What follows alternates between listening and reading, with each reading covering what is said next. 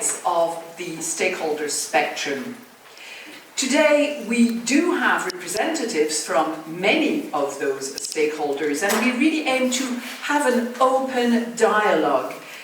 We want to try and understand better what is at stake and how these benefits and risks can be either mitigated in the case of risks or increased and really made as valuable as possible when it comes to benefits. The date is of course very relevant because the agri-food sector is in the news and will be even more so in the news in a couple of days with the publication of the Vision on Agri-Food. It's not directly related, but it just means that there's a lot of things going on that are putting the sector in the limelight. The event also comes in a context where climate change is more and more impactful, but it is also more and more challenged from many sides, including from the political side, as we all know, particularly looking over the big pond in the west of Europe. So that is why the discussion today is so essential, because we need to consider all together what should be done. And the high GHG emission goals that have been set for either 2030, 2040 or 2050, according to the various cases, require action. But action is not only action from the agri-food sector, it's from all of us. And it seems that the agri-food sector, for one, has not really done as much as it could have been doing over the last 10 years, and I'm sure we'll hear today some of the reasons why that is. So what's the new Commission going to do?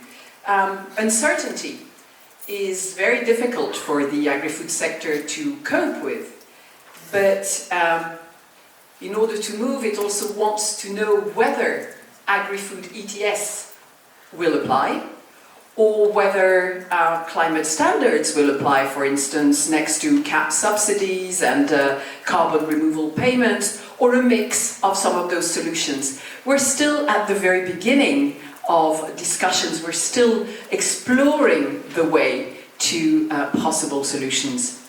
So obviously we will not be able to answer all those questions today, but at least I'm sure we will raise more questions that will lead to further discussions. And that also puts our very first keynote speaker under a little more pressure to paint a comprehensive picture of where we stand. So I'd like you to welcome Ms. Valeria Forlin, who is Deputy Head of Unit at DG Climate at the European Commission. Good afternoon, Valeria.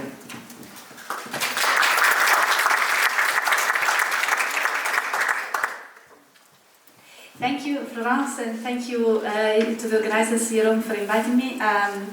So as Florence said, I'm Deputy Head of Unit in DG Clima, in the unit which is responsible for all the land and agriculture, forestry related policies from the climate perspective. So our unit is responsible for the LULUCF regulation and for the regulation on carbon removals and carbon farming.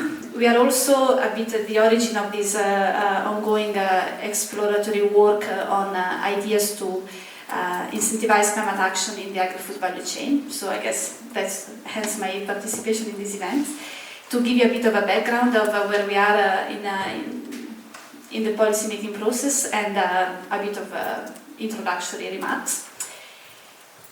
So, like Florence said, in 2 days there will be the Commission will publish, will adopt a communication on with a vision for the agri-food sector, and one principle that is very evident to everybody now is that farmers need the support for transitioning to more climate-friendly or nature-friendly type of farming. This is not in the sense that they need to be told what to do, because farmers as entrepreneurs, they are the managers of their land and they know the ecosystem very well, so they do know what needs to be done for their yields to continue to produce, so to have better soil health, to better manage water, biodiversity, and the ecosystem services on the land. But sometimes the business model is not there for making these efforts, and the decisions they make is part of a bigger system in which also consumers and the food sector are very much drivers. So the idea is to create these incentives all across the value chain. And then there is, of course, the question of who pays the cost of these changes in practices, which is a very difficult question, of course.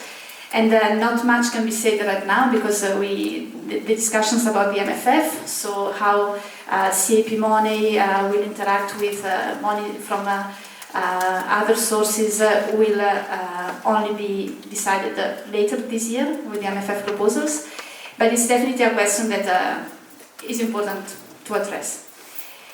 Another thing that we can, in the meanwhile, work on is to make it as simple as possible for farmers to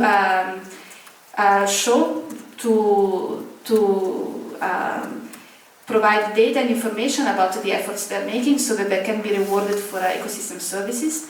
And this is the idea of the benchmarking system that was suggested by the strategic dialogue in the report from September. So this group of agri-food stakeholders who published recommendations for the Commission. One of their main recommendations was that there should be a sustainability benchmarking system. So a system where data about farm sustainability is harmonized and for a farmer it becomes much easier to benchmark themselves and their farm activities against some sustainability benchmarks. So this was also mentioned in the mission letter to the Agri-Commissioner, Mr. Hansen, and will of course be something that we can already start working on. It's about making sure that when farmers provide data about their sustainability practices, they just provide it once, and they don't need to go through different reporting streams, whether it is for receiving CAP payments or whether it is for providing data to their off-takers, to the food companies. So this is something where, from the climate perspective, we have already been working on with the carbon removal and carbon farming certification framework. We have already been working for a couple of years on a set of harmonized rules on how farmers can monitor and quantify their contribution to climate action. And actually in our team we are mostly dedicated to this. We are not all working 24 hours, 24/7 on an Agri-ETS. We are actually working 24/7 on implementing the carbon removal and carbon farming framework. There are different work streams there as well. One thing is to create some rules for the verification and the registry. So this centralized registry of carbon credits will really help farmers to get this type of incentives, whether in a voluntary or in a compliance market. We need one registry where all the information is recorded, and this we are working on. We're also working on the methodologies to quantify, for instance, carbon removals carbon sequestration in soils or in agroforestry, and we are also starting now the methodology on livestock emissions. So all this is also going on, and in the near future we are discussing with our colleagues from DG Environment how to bring in also nature credits into this framework to build on these rules. So what we are currently really seeing as the next implementation steps is this benchmarking system, even though it's not defined exactly yet what shape it will have, but for sure we need harmonized rules to quantify and to monitor what the farmers do for climate. And then in the next steps, this could become the basis for any future system of payments for farmers, whether they come from the private or the public sector, but that, as I said, it's a bit beyond what we can discuss now. So I'm looking forward to listening to your views on what type of business model can be created for farmers around sustainability, and how the agri-food sector as a whole can be brought into the picture. And wish you good discussions for the rest of the afternoon. Thank you.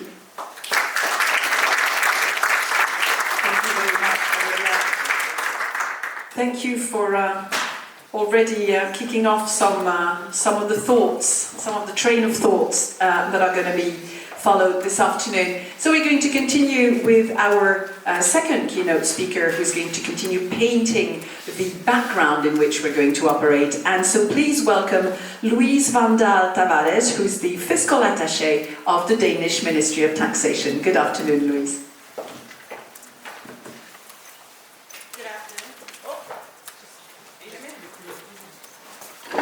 Like this? Okay, very good. Hello everybody.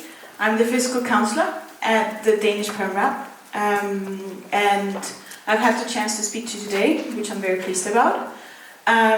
Please bear in mind that I'm a government official, so this is a bit like not the thing I used to do the most, so bear with me a bit. How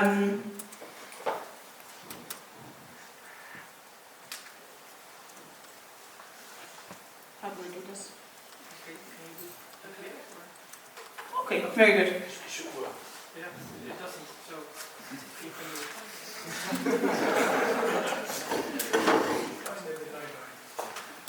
I will just start slowly. Before going into the tripartite agreement, I would just quickly go through the historic emissions of Denmark. As you can see, we've had quite a significant decrease. And we're very close to reaching our 70% reduction of emissions by 2030, already before the agreement. But this gap was the reason that we started looking at agriculture.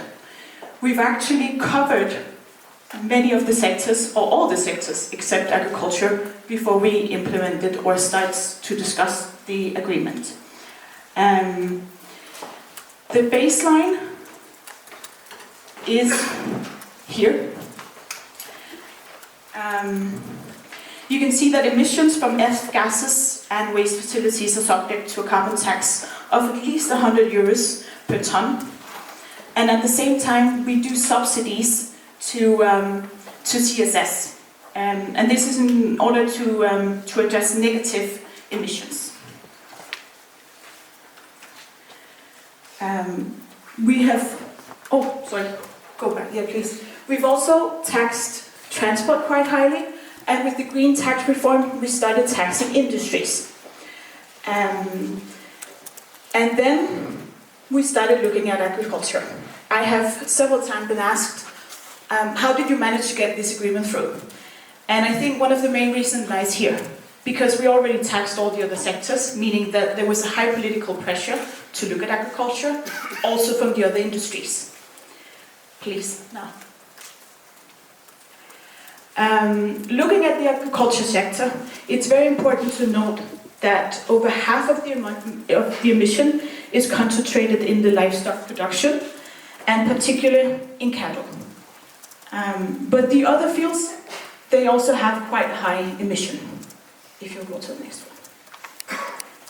one. And here. In general, we've had quite a holistic approach to it, meaning that we have been looking at the green tax reform, the left side, before we started looking at the agreement.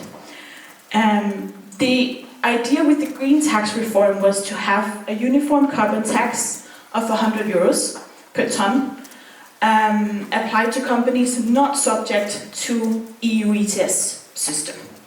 Companies covered by the EU ETS would then get a 50% discount, but note that they would also be priced by the ETS, meaning that the total would be 150 euros per ton. And then we have a 17 euro tax on mineralogical processes.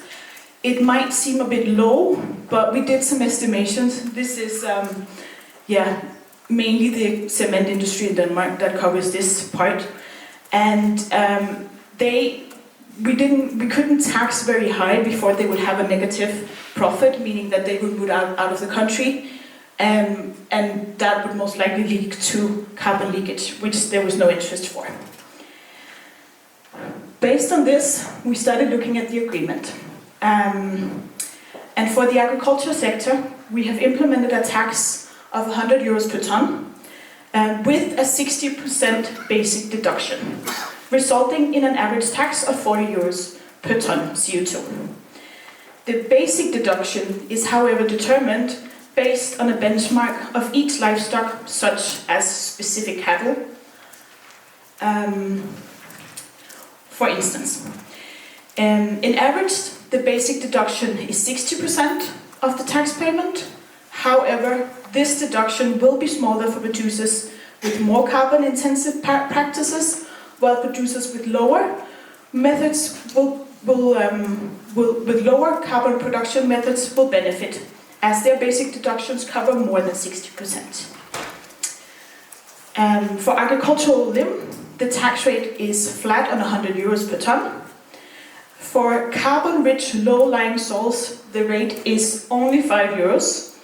It might seem quite low, but compared to the amount of revenue, they actually have the highest burden. And then finally, there is a subsidy for the reduction of fertilizers and limb applied to fields, 100 euros per ton, which creates negative emissions. So yeah, please.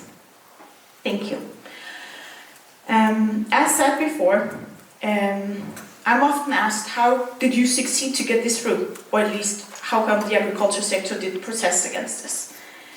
And I think that there's a lot of answers to this slide. First of all, the process. We appointed a group of experts, including university professors, but also practices from the fields. And these experts, they provided a framework that served as the foundations for the political discussions. And then next, we created the Green Tripartite Agreement, and that was established by sitting down the sector, other kind of lobbyists and other stakeholders, and where they had a discussion on how to balance the climate goals versus a competitive agriculture sector. And in June 24, they reached an agreement. Then, with these recommendations, the politicals started to review and discuss the level of taxes and the structure. And that was a long discussion. But they reached agreement in November. And now we are here where we actually need to implement it. One of the key reasons that the sector has supported the tax is because these taxes, they have a purpose. Their primary goal is to create the right incentives. And most of all, the revenue is circled back to the industry. So it's not a fiscal purpose, it's a purpose for them. And the agreement aims for carbon reductions of 3.3 tons, which correspond to 30% of the emissions from the agriculture sector. And lastly, I will conclude by discussing the implementation process. For any regulation to be effective, it needs to be considered fair in the public eye, and especially by the farmers. And therefore, there were a significant demand on the implementation framework. And for the farmers to look at this regulation as fair, we had to make up a system that would look at the specific farmer. And in the Ministry of Taxation, where I'm from, we are not agriculture experts. Therefore, we rely heavily on the agricultural agency. They provide us with data. So for each farm, we receive data on their size, their number of cattle, which type of barns they have, where they are housed in, and all kind of other factors. And then from the Ministry of Climate, we receive a huge matrix on the emissions, where we can go in and see, okay, if you have this specific breed of cattle and they live here, then the emission should be around this. And based on that, the tax administration sends out a letter to them requiring the tax. So there's a lot of data behind, and it's only due to a historic amount of data that we've been able to put this up in the way that it is. Yeah, so I think that's all for me. Thank you.